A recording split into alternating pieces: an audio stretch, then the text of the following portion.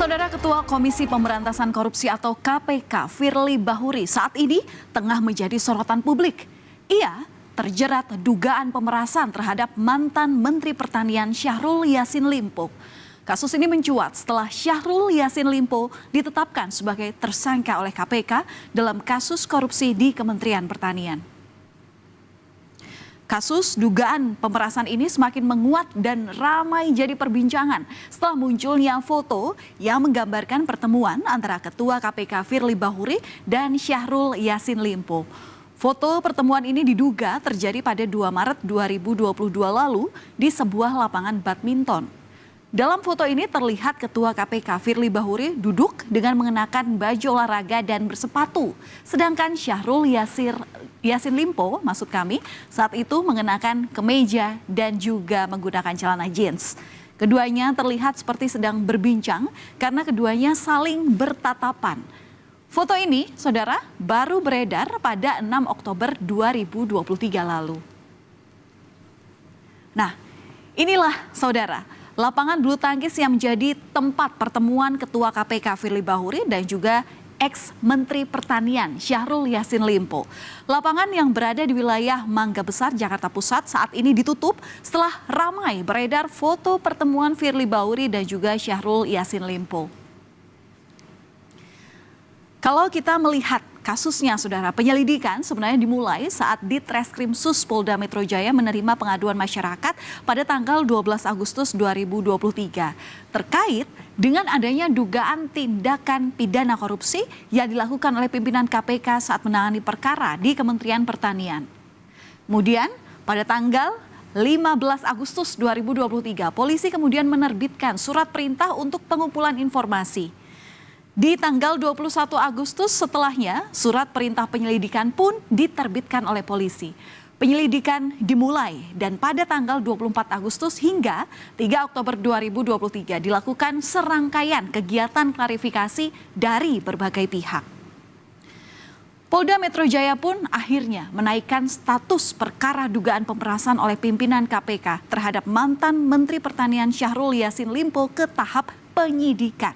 Keputusan menaikkan status perkara ini diambil setelah polisi melakukan gelar perkara pada 6 Oktober lalu dan setelah memeriksa Syahrul Yassin Limpo sebanyak 3 kali.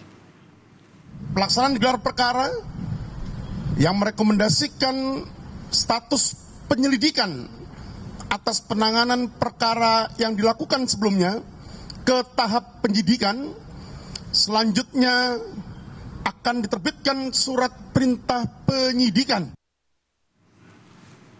Sementara itu, Kapolri Jenderal Listio Sigit Prabowo meminta anak buahnya untuk profesional dalam menangani kasus ini.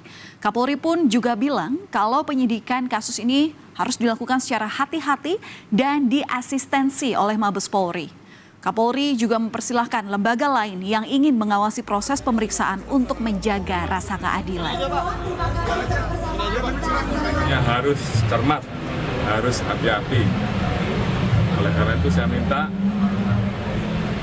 tim dari Mabes untuk ikut turun mengasistensi sehingga di dalam proses penanganannya menjadi cermat, karena kita tidak ingin Polri tidak profesional. Menko Polhukam Mahfud MD juga angkat bicara dalam kasus ini. Mahfud bilang kalau KPK dan juga Polda Metro Jaya ini sudah berkoordinasi dengan dirinya.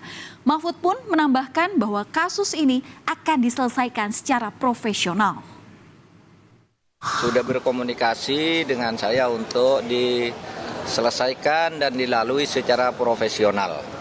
Jadi itu saja yang saya sampaikan. Saya terus berkoordinasi dengan KPK maupun dengan Polda agar ini selesai dengan benar dan baik. Gitu aja. Saudara, setelah kasus ini ramai menjadi pembahasan publik, Ketua KPK Firly Bahuri secara tegas langsung membantah jika dirinya bersama dengan jajaran pimpinan KPK melakukan pemerasan pada ex-Menteri Pertanian Syahrul Yassin Limpo terkait pengusutan dugaan korupsi di Kementerian Pertanian. Bahwa menerima sesuatu sejumlah $1 miliar itu saya baca kan, nah, itu saya pastikan itu tidak ada. Ya, saya pastikan tidak ada. apa yang terjadi hari ini adalah tidak pernah terjadi di pada pimpinan KPK. Dan KPK tetap bekerja sebagaimana ketentuan hukum. KPK juga tidak pernah berkomunikasi dengan para pihak, apalagi yang tidak dikenal. Bantahan juga disampaikan oleh Ketua KPK Firly Bahuri melalui tulisan rilisnya yang disiarkan kemarin, Saudara. Pertemuan di lapangan bulu tangkis antara dirinya dan juga dengan ex-Menteri Pertanian terjadi sebelum Syahrul Yassin Limpo sebagai orang yang berperkara. Dalam rilis ini, Firly juga menuliskan when the corruptor strike back atau serangan balik koruptor. Dan saat ini, Saudara, Dewan Pengawas KPK mulai mempelajari laporan mengenai dugaan pertemuan Ketua KPK Firly Bahuri dengan ex-Menteri Pertanian Syahrul Yassin Limpo. Pelaporan Firly ini merujuk pada Peraturan Dewas KPK nomor 3 tahun 2021, yakni tentang aturan mengatur soal larangan tiap insan KPK untuk bertemu dengan pihak yang berperkara di KPK. Saudara, mantan pimpinan KPK Saud Situmorang menyebut kalau pimpinan KPK dilarang bertemu dengan pihak yang berperkara. Hal itu terdapat di pasal 4 Peraturan Dewas KPK nomor 3 tahun 2021 yang tidak memperbolehkan setiap insan KPK bertemu secara langsung maupun tidak dengan tersangka, terdakwa, dan juga pihak lain yang berhubungan dengan kasus yang saat itu atau kekinian sedang ditangani oleh lembaga anti rasuah. Dan pasal 36 Undang-Undang KPK Jungto pasal 65 dengan alasan apapun pimpinan KPK tidak boleh bertemu dengan pihak yang berperkara. Dan itu pidananya disebut di Undang-Undang KPK selama 5 tahun. Sementara itu, Saudara, advokat senior Todung Mulya Lubis menyoroti kasus ini. Anggota panitia seleksi pimpinan KPK ini bilang bahwa seorang pimpinan KPK harus dinonaktifkan dari jabatannya. Kenapa harus dinonaktifkan? Agar kasus tersebut dapat diinvestigasi secara tuntas dan harus diproses secara hukum jika terbukti bersalah. Tidak boleh didiamkan. Dan ini menyangkut KPK misalnya. Siapapun itu pimpinan KPK yang disebutkan di situ, menurut saya Presiden harus mengambil tindakan yang tegas. Yaitu paling tidak menonaktifkan. Paling tidak menonaktifkan yang bersangkutan. Supaya kasus ini dapat diinvestigasi secara tuntas sampai selesai. Dan kalau misalnya yang bersangkutan memang bersalah, ya, ada bukti-bukti, ya mesti diproses secara hukum dan dipertanggungjawabkan secara hukum. Lalu bagaimana sosok Firly Bahuri ini? Firly Bahuri lahir di Prabu Mulih, Sumatera Selatan pada 8 November 1963. Lulusan Akpol 1990 ini sempat menjabat sebagai Kapolres Persiapan Lampung Timur pada tahun 2001, Kasat 3 di Treskrimum di Polda Metro Jaya pada 2005, Kapolres Kebumen dan juga Kapolres Brebes di tahun 2006 dan juga 2007. Firly juga pernah menjadi asisten Sespri Presiden Susilo Bambang Yudhoyono pada tahun 2010 dan 2012. Firly dipercaya sebagai ajudan wakil presiden yang saat itu dijabat oleh Budiono. Selain itu ia juga pernah menjadi Wakapolda Banten di tahun 2014 dan 2 tahun kemudian duduk sebagai Karodalops Sops Polri.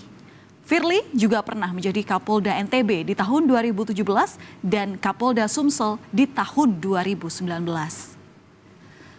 Saudara, nama Firly Bahuri nyaris tak pernah lepas dari kontroversi. Firly Bahuri ini, Saudara, dulu pernah mendapat penolakan dari internal maupun masyarakat sipil saat menjalani uji kelayakan sebagai calon pimpinan KPK. Terpilihnya Firly sebagai ketua KPK pun sontak mendapat penolakan dari pegiat anti korupsi. Yang kedua, yakni gratifikasi sewa helikopter. Kalau Anda ingat, ini kasusnya di tahun 2021. Saat itu, Dewan Pengawas KPK melalui sidang etik memutuskan Firly melanggar kode etik dan memberikan sanksi ringan berupa teguran tertulis. Dan Firly juga sempat bertemu Lukas NMB pada November 2022 lalu. Firly menuai kritik karena bertemu dengan Lukas NMB di kediamannya di Papua yang pada saat itu Gubernur Papua ini sedang berperkara di tubuh KPK. Namun kali ini KPK memastikan Firly tak melanggar kode etik dan masih ada sederet kontroversi lagi. Dugaan gratifikasi menginap di hotel, pencopotan Brigjen Endar dari Direktur Penyidikan KPK, pembocoran dokumen hingga diduga minta bantuan untuk menaikkan status kasus Formula E. Patut kita ikuti saudara, bagaimana perjalanan kasus dugaan pemerasan oleh pimpinan KPK terhadap mantan Menteri Pertanian Syahrul Yassin Limpo terkait kasus korupsi di Kementan. Apakah pimpinan lembaga anti rasuah tersebut terbukti bersalah atau tidak? Harus diusut secara tuntas tentunya. Begitu pula dengan kasus korupsi di Kementerian Pertanian yang juga harus diusut secara tuntas. Mari kita kawal bersama. Program Berita Utama Saudara masih akan kembali usai jeda. Masih banyak informasi yang ingin kami bagikan untuk Anda. Di antaranya mengenai polisi yang telah menggelar rekonstruksi kasus penganiayaan oleh anak anggota DPR